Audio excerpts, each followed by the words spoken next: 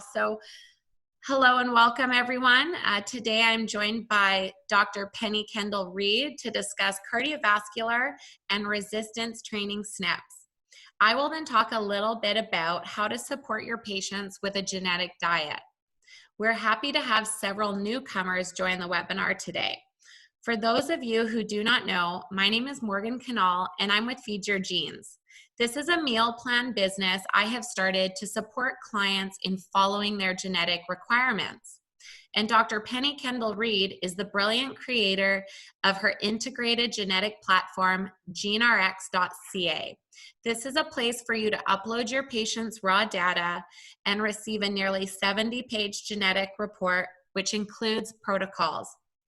You will see the two of us collaborate on several interviews and webinars. Should you have any topics you would like us to cover in the future, please email me directly. Dr. Penny, I'll pass it over to you for now. Thank you so much, and thank you everybody for joining us. As you'll see, this is an integrated approach to XX. And yes, this should say exercise, but I actually left it for fun just as XX because you'll see we'll pop in and out and talk about cardiovascular health as well and so many other topics. And that's the beauty of integrated genetics, is it's not just one topic, it's the whole body. But we are going to focus mostly on exercise. We all know that exercise is good for us, right? Well, it is if you're doing the right kind of exercise for your body. Have you ever wondered why at the end of an exercise session your face is beet red and it's really hot and you think, wow, I must have done a really great workout. But then 6 months later, it's just as red, and you think, why am I not progressing through this? Or if you and a friend start a New Year's resolution exercise regime together, and she strengthens up and drops weight consistently each week while you're still struggling. Well, just as we saw last time, how individualized diet is, there's no one size fits all for exercise either. Genetics, once again, has shown us just how personalized exercise is. And how personalized is it? Well, it actually counts for 50 to 60% of athletic performance. Our aerobic fitness is 40 to 50% genetic. And then the type of muscle fiber we have, fast versus slow. The fast twitch is that sprinting muscle fiber type. The slow twitch is the marathon runner. That's 68% heritable. Now, these are the genes that we're going to speak about today, but unlike the last webinar with the dietary and metabolic genes, where we focused mostly on the variant allele, and that was because the treatment became more about increasing or decreasing one hormone or a dietary change, with exercise genes, it's a bit different. Here it's more about the unique variables that each allele brings and how that alters the overall exercise plan. So today we're going to look at both alleles for each gene almost equally. Our first gene is ACE, and ACE is a gene for endurance. ACE is a gene that produces the enzyme angiotensin converting enzyme, or ACE, that transforms angiotensin 1 into angiotensin 2. Once bound into the receptors, angiotensin 2 vasoconstricts blood vessels, increasing blood pressure so that we see this is also a cardiovascular gene. But when we increase that blood pressure, we increase that flow of blood across the muscle. It also acts upon nerves to increase the sensation of thirst and the desire for salt, to encourage the release of antidiuretic hormone from the pituitary and noradrenaline from sympathetic nerves. It also stimulates the adrenals to increase the production of aldosterone, increasing sodium retention and leaching potassium from the kidneys. The kidneys, in response to this, then increase water reabsorption to increase that blood volume and that blood pressure again. All of this is to increase blood flow and volume across the muscles during exercise.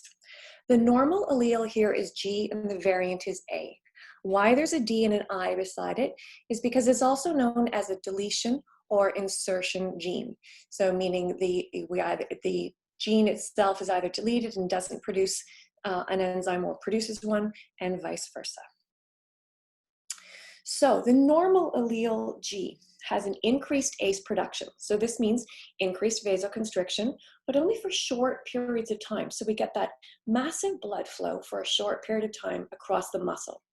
They also have better electrolyte control for high intensity interval training.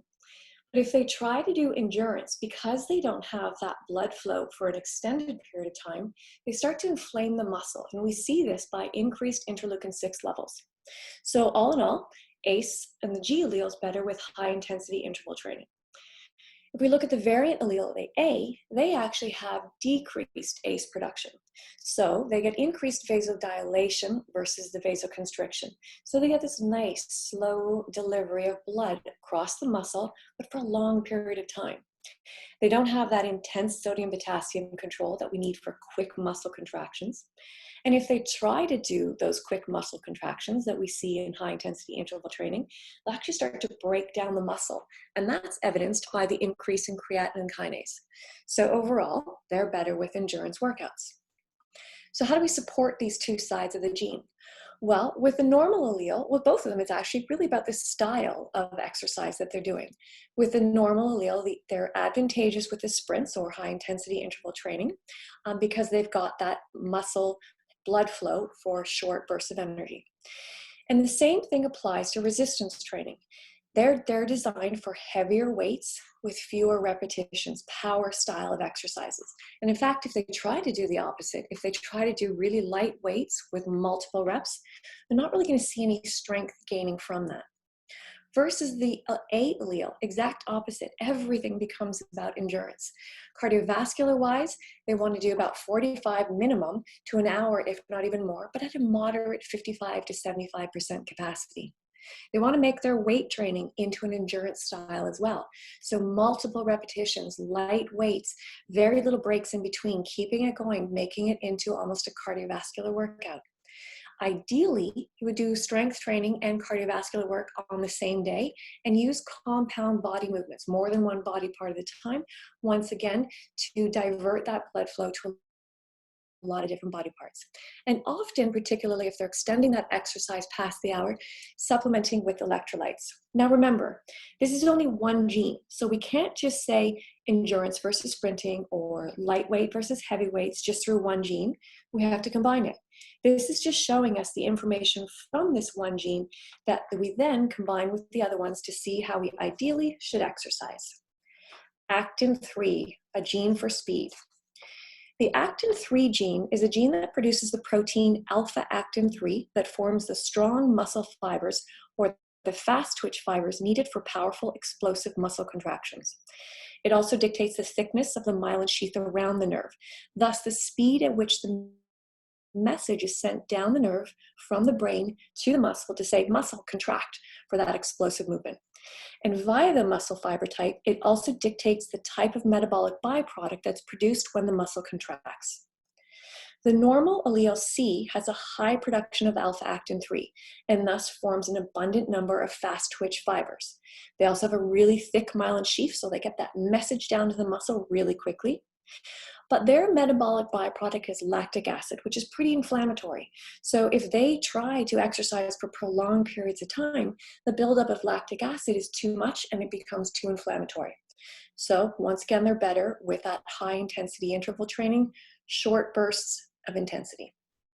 The T allele, they make little to no alpha-actin-3, and thus they're almost all slow twitch fibers. They have very thin myelin sheaths, so the message doesn't get down there quickly, but that's okay because it keeps going for quite some time, and it's not that fast, explosive movement that we're talking about with endurance runners. Their byproducts, carbon dioxide and water, those aren't very inflammatory. So again, we can have a buildup of those in the body. So all in all, they're better with endurance workouts. And if they try to do the high intensity interval training, because they don't have that muscle fiber type, they actually increase cortisol and creatine kinase, therefore increasing DOMS or delayed onset muscle soreness. So support here for actin, similar again, it comes down to the type of exercise here. So the C allele is going to have that traditional high interval training, explosive movements for short periods of times. Some of those examples given right there. Whereas the variant allele, here we're talking about that longer, slower endurance exercise again, 45 minutes to maybe 90. They can still do interval training for sure, but the intervals have to be longer, slower intervals, and the recoveries have to be longer but faster recoveries. And because most often with endurance sports, the muscles working out for a prolonged period of time, supporting the rebuilding up of that muscle with L-glutamine is really ideal. ADRA B2, this is a gene for adrenaline. It's a beta adrenergic receptor, and it's one of 7 members of the adrenergic receptor family. The normal allele here is G, and the variant is A. And similar to the other members of the ADRB2, which they're specifically bound and activated by catecholamines or stress hormones. And as we saw last time in the last lecture, the specific ADRB gene, that was mostly in the adipose tissue. This time it's in the bronchial smooth muscle cells leading to bronchodilation, in the cardiomyocytes and the vascular smooth muscle cells, causing an increased heart rate, increased force of heart contraction, and vasoconstriction when stimulated. So once again, we can see such a crossover between cardiovascular genes and exercise genes. The A allele, starting on the other side of the screen this time, the variant allele, it's associated with less ADRB receptors and thus less vasoconstriction and bronchodilation, particularly when under stress or intense exercise. The A allele also has a lower stroke volume. That's that amount of blood that's pumped by the left ventricle of the heart in one contraction, thus decreasing the amount of blood and oxygen to the muscles in a short period of time. But rather they get that longer, slower delivery of blood and oxygen, ideal for marathon running. Whereas the G allele, the normal allele, has increased receptors that allow for greater bronchodilation for a larger but shorter term release of oxygen into the system, as well as more vasoconstriction to flush that blood across the muscle, just like we saw with the ACE gene. There's also an increase in stroke volume, but again, for shorter bursts. So this means, once again, a higher volume of oxygen delivery, but for a shorter period of time, for quick muscle contraction exercises or high intensity interval training. Support here this time is pretty different. For the A allele, the variant allele, we want to help oxygen delivery and increase bronchodilation. And in the olden days, and I'm going to date myself here, we would have used ephedra. It would have been a fantastic bronchodilator and actually increased catecholamine production. But seeing as that's now banned, at least in Ontario, we're going to use quercetin and bromelain, which will bind to those mast cells in the bronchi and help exchange that carbon dioxide for water, or carbon dioxide for oxygen rather. Whereas with the G allele, they don't need help with oxygen delivery. They often need help reducing the catecholamine production. So here we can use the Seronetin Plus, that casein decapeptide, which resets the hypothalamic and pituitary receptors and gets that patient back into sympathetic drive. We can also use things like ashwagandha that work on the adrenal level to decrease catecholamine production. And then of course, our deep breathing, definitely before and after exercising, so that we can quiet and calm the body down. In SIG2, this gene talks about the body's response to weight training. It codes for the production of a protein that, when activated, alters lipid synthesis and stimulates fatty acid synthesis. The C allele, the variant allele, right off the bat, due to altered insulin sensitivity, has a higher subcutaneous fat right around the muscle, particularly in women. The C allele also has less weight loss with high weight, low repetition exercises. In fact, they actually gain weight with this style of resistance training. And this is especially within men. So C allele carriers all around, they're more designed for endurance training and endurance resistance training. Whereas the G allele, they begin with lower levels of subcutaneous fat overlying the muscles. And in both genders, they're better with the traditional higher weight, fewer repetition style exercises. But again, we need to make sure that their blood and their oxygen delivery matches this, as well as their muscle fiber type, showing that key for genetic integration again. There's not really a lot to say here about support, so I didn't do a whole slide for this, but really for the G allele, it's about sticking to 6 to 8 repetitions with heavier weights. With the C allele, particularly the CCs, they're going up to 17, 18, 19, even 19 repetitions with really light weights and keeping it in a continual movement. Interleukin 6, that's that inflammatory substrate we all know so well. The normal allele here is C, and the variant is G. And interleukin 6 is that inflammatory cytokine. It gets stimulated during fevers and infection, trauma, exercise, stress, and just obesity in general. The fever and infection part right now with COVID, this is absolutely key. Interleukin 6 is what is stimulated in the lungs of COVID patients, creating all the inflammatory and fibrotic damage that we see. So when we have a patient who's variant for this gene, that person is far more at risk for contracting serious symptoms with COVID or not recovering. We do also need to look at our other genes, the IRF5 and HLA-DQB1, for extra support for those people. That's just a little side here. But interleukin-6 is also in our cardiovascular system, increasing inflammation in the blood vessels and ultimately increasing tumor necrosis factor alpha and C-reactive protein. Once again, we can see how this is a huge cardiovascular disease gene.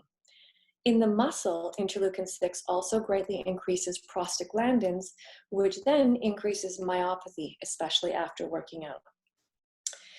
Interleukin-6 has this double-edged sword when it comes to exercise. When in low concentration, as with the normal allele, particularly if they're doing the right kind of exercise, interleukin-6 is needed to help repair muscle after exercise. But in the variant G allele, or when doing the wrong kind of exercise, too much interleukin-6 is produced, increasing myopathies, tendinopathies, and joint degradation. The less time spent working out for the variants, the better. Thus, they're better with power sports for shorter periods of time, again, if all other variables are catered towards that. And finally, interleukin-6 is also abundant in our adipose tissue, and it actually attracts fat inside of it. So too much interleukin-6 increases obesity. Now, we know that we have a lot of fabulous tools for lowering interleukin-6. Our liposomal glutathione and NAC, my two favorite ones. Resveratrol will also directly lower interleukin-6. But what about curcumin? Everybody's using curcumin as a great anti-inflammatory. But this time we need to look at our CYP1A2, our phase 1 detoxification gene, to see if this is going to support inflammation or actually increase it. So that we're going to see in our next lecture upon detoxification. So unless you know how you code or how your patients code for CYP1A2, I wouldn't be using curcumin, certainly high doses of curcumin, with my patients. Low inflammatory diet, as we all use, and certainly low carbohydrate diet, because sugar increases the inflammatory response. So genetics at play. Let's put all of this together and see how our genes truly dictate how the body responds to exercise and why integrating the genes is key. Both individuals here have a split of muscle fiber type, so they could potentially do high-intensity interval training or endurance, both at a moderated rate though. They also both have the same insulin response to resistance training through their INSIG genes, but their blood flow, sodium-potassium pumps, oxygenation, and inflammatory response are opposite, and that entirely changes their exercise style. So Michael's a 41-year-old runner. He's been racing half marathons for over a decade. The past 5 years, his times had increased significantly, but he was feeling more tired and inflamed. At the end of a long run or race, he felt like there was no fuel left in his muscles, and he would often get cramping at night. He gained 8 pounds in the last year, despite reducing carbs and saturated fats in his diet. So if we look at his genes, as we know from before, he has a mixed fiber type, fast and slow twitch. And it's that fiber type, that the T, that allowed him to increase that endurance training. But if we look at his ACE, he doesn't have the blood flow for endurance style training. He gets short bursts of it. He also has increased bronchodilation and vasoconstriction for short periods of time again. His INSIG gene, again, moderate resistance training, but he also has a lot of inflammatory response with endurance training. So what are we going to do for him? We're going to do a slow integration over a 1-month period to 90% high intensity interval style workouts. 1-hour interval training at 2 minutes at 70% capacity with 1 minute recovery at 50% capacity. Then we're also going to do 45-minute interval trainings. And again, as you'll see with this, we're starting from longer workouts with longer, slower intervals, and we're progressing slowly to the 35-minute interval training, a 45-second sprint at a higher capacity with a 30% or 30-second recovery at 30%. You can't just take a patient who is doing endurance training, stick them right into high-intensity interval training. He's also not the true key hit guy because he's got that split muscle fiber type. So we still have to moderate it. So we did that slow progression to a HIIT style workout, about a 90% HIIT style workout. We also dropped his catecholamine production with 1 capsule twice a day, empty stomach, We also dropped the interleukin-6 with liposomal glutathione and NAC, 1 cap, twice a day, and used that resveratrol for extra inflammatory response. Within 10 days, he said he felt less tired and less inflamed. A month later, he lost 4 pounds, felt stronger and lighter. 3 months later, he lost 9 pounds, had no injuries, and began racing 5Ks. 1.5 years later, he won his first 5K race, maintained his weight loss, and remained injury-free. When we look at the second case study, Julie is a 53-year-old marathon runner, and she's been running long distances since high school. She got into a new relationship and began training HIIT style with her boyfriend. Within 6 months, she had gained more muscle size and strength, but she felt more tired and had strained her right gastric and her left hamstring and had put on 5 pounds. Again, mixed muscle fiber type, but here now her blood flow through her ACE, she's all about endurance and does not have the electrolyte control for that high intensity interval training. Her ADRB2, she's also variant, so she's got that type of bronchodilation for the endurance. Her INSIG, she's got that moderated level, and her interleukin-6, she's a little bit of inflammation with endurance, but not as much as in the first case study. So here we return Julie back to distance running, 28 to 35 kilometers max, once every 10 days. 3 days a week, she was doing a 15K runs. 1 day a week, a longer, slower interval run. 2 days a week, she was doing moderated weight training, again about 12 to 14 repetitions with medium weights. And we also put her on some potassium, 100 milligrams a day with food. Within a month, Julie felt a lot more energetic. Her hamstring was asymptomatic, and she had only two small flares of the gastric. Within 2 months, she dropped 7 pounds. She had no injuries, and she felt better than ever. A year later, she had PB'd or personal best on 2 half marathon races, and 2 years later, she won her first Masters half marathon. So we can see the big difference between just a few genes makes and the entire opposite type of training style that both these two individuals needed.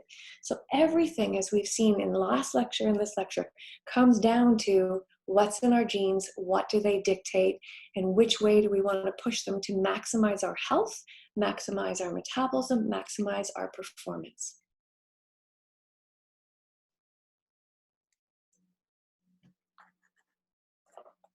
Morgan? Wonderful. Thank you so much, Dr. Penny. It is always so great to learn from you. I am going to try to share my screen now. Here we go. I'll stop. Yep, you did it right away. Is mine visible now? Yes, yes it is. Okay, great. So I'll just hit that. Okay, here we go. So today I'm going to talk about custom genetic diets for athletic performance. So as Dr. Penny already said, genetics are going to dictate 50 to 60% of the athletic performance. An environment, which includes diet, is going to be 40 to 50%. I'd like to share with you today some popular beliefs versus what genetics tell us. So popular belief is you should eat post-workout to help rebuild muscle. Genetics, you do not need to eat after your workout. Your muscles will heal while you sleep. Popular belief, those who exercise must increase their protein. Genetics, follow your genetic requirements based on your FTO position. Otherwise, you see that excess protein turn into fat or inflammation. So you guys always hear me use the example of the gym buff who is constantly having those protein shakes, the double chicken breasts in their bowls, and they have that reddish kind of inflammatory looking fat on top of their muscle. What's happening here is there's likely too much protein in the diet. So we want to just stick to what the FTO is telling us for that requirement. Another popular belief, so those who exercise should increase their saturated fat intake to support their energy levels. Genetics tell us that the ApoE2 SNP will determine how much saturated fat intake is healthy before it starts to increase BMI. So how do we create a genetic diet to maximize our workouts? Well, it's a similar method, but a new mindset. So based on what we discussed during the last webinar on metabolics, the diet really doesn't change. For protein, we're looking at that FTO SNP. So the position, whether it be AA, and it's 1 to 1.2 grams per kilogram, or it's heterozygote at 0.8 to 1 gram per kilogram, or it's TT at 0.6 to 0.8 grams per kilogram. Then we're going to look at the ApoA2 SNP, and we're going to find that their requirement is either 23 to 28 or 38 grams of saturated fat per day. So ways that you can support people in this is to ask them to replace their coconut oil, butter, or ghee with things like avocado oil, olive oil, using fat-free or low-fat yogurts and other dairy, and to replace red meat with fish or poultry. We want to check the sensitivity to carbohydrates and stay within the requirement. I see this all the time. People who are working out tend to add in a lot of those carbohydrates, and we want to make sure that it's not working against them. If they're sensitive, that's just going to cause more inflammation and they're not going to achieve their goals. So we encourage them to enjoy additional healthy carbs, those cruciferous vegetables, zucchinis, bell peppers, salads. If people are not full on the portion size that they're getting used to, I always suggest that they do a stir fry with, zucchini and bell peppers, add some cauliflower rice, or an additional salad to their meal. So very much like what we've talked about to date, what a Feed Your Genes program looks like. We just want to make sure we're being clear with your patients or your clients to say this is how many meals you can have. In this case, they're timed with 6 hours in between. So we're trying to control those hunger hormones by not encouraging snacking. In some cases, they can have coffee or tea in between. I really find, and we'll talk about this in the next detox webinar, that it's either coffee or like peppermint tea that I'm recommending, and we'll get more into that. We talk about protein, carbs, and saturated fats, whether they have any type of sensitivities or allergies.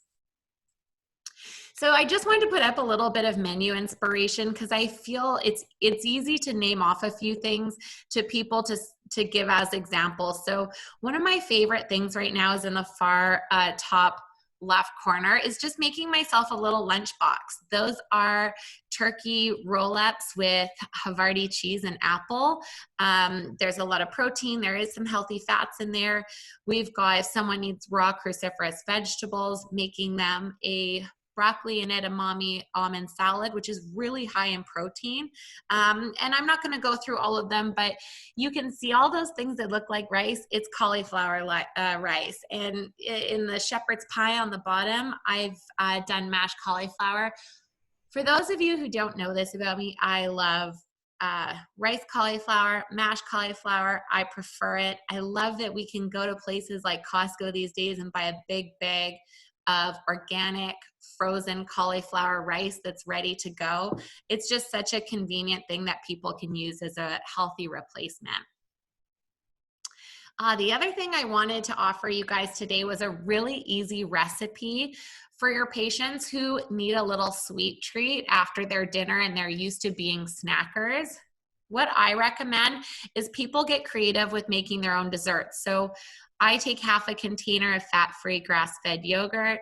I use a scoop of the Designs for Health chocolate pure paleo protein powder and a handful of Lily's stevia sweetened chocolate chips. I mix it together, I freeze it on parchment paper, and I break it up into pieces, and it's always kept in the freezer. So for relatively like low sugar, we've got a really healthy protein in there. So it's about choosing the right proteins too. And I use this Designs for Health pure paleo for most of my lunches. It's a clean protein that's going to help rebuild those connective tissues as well. So encouraging these things that can be replaced or substitute for people is really important. I just have a couple quick case studies to share with you guys based on the diet for your athletic patients. So background is 32-year-old female. She gained 15 pounds over 1 year while working out 4 times a week, high intensity. So her diet was paleo style for main meals with bulletproof coffee for breakfast. And her goal was to lose weight and feel energized with workouts rather than sluggish and tired. So what her Feed Your Genes program looked like, we reduced protein to 63 to 68 grams per day, where she was at about 80 plus originally. She's having 2 meals, lunch and dinner, and she's fasting for 16 hours. We've limited the starchy carbs, but unlimited vegetables, and her saturated fat is under 28 grams per day.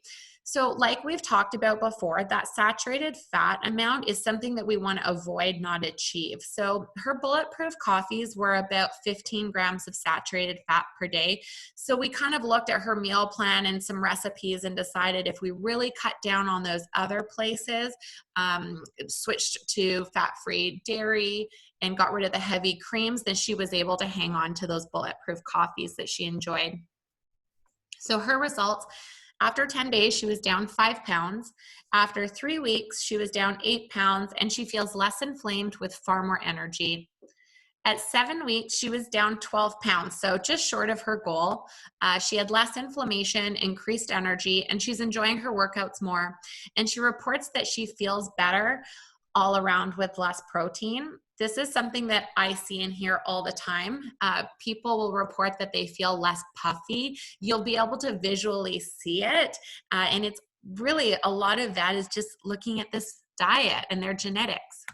Last case study, so we had a 30-year-old male. He gained 10 pounds after playing less sports. So he was doing the keto style diet with large amounts of protein, and he wanted to lose weight and feel comfortable to get back into sports.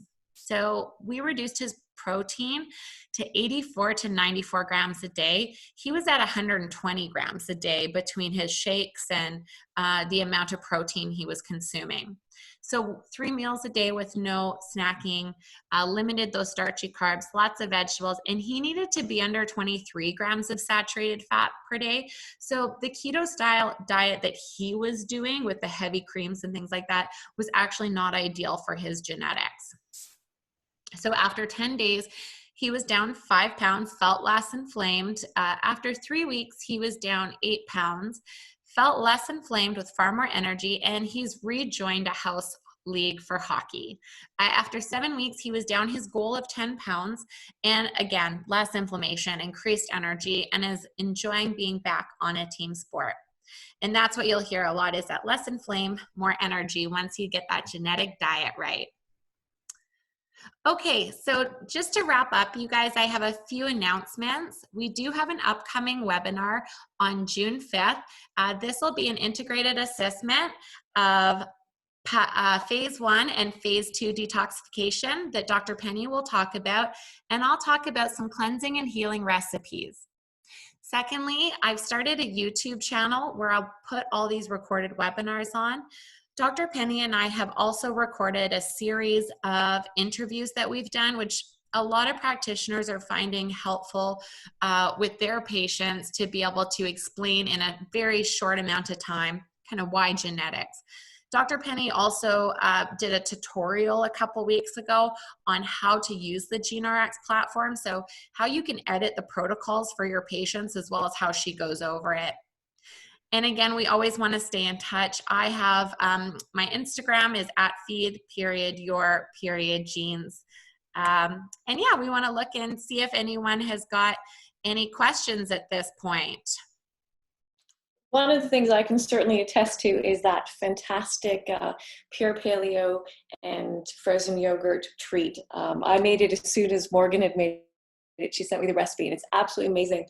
But the other thing I really love about that protein powder is, as we know, each different protein source has a different ratio of amino acids, and particularly for the athlete, the ones that actually repair the muscle really well, whey's is traditionally known to repair it very well, but more so from an anti-inflammatory point of view. The type of amino acid that's in the pure paleo protein powder is one that's really designed well for muscle repair. And so particularly for myself, I don't eat meat. I just don't like it. It's a taste preference. So being able to have a protein powder such as that gives me those amino acids, but in a taste that I absolutely adore, is really beneficial. So I encourage you all to try that recipe, if not try the powder. Yeah, thank you, Dr. Penny. And one thing I was thinking about while we were going over the slides was how grateful I am for the GeneRx report, so that I'm not looking at all of these SNPs individually for someone, that this is a way that puts them all together for an easy to read summary for people. Absolutely, it does. Okay, so, well, I think we must have done a really bang up job, because I'm not seeing any questions come in today. And if you guys have any questions moving forward, feel free to reach out to me via email, and we would be happy to help that way. And like I said, we'll be back on June 5th with our next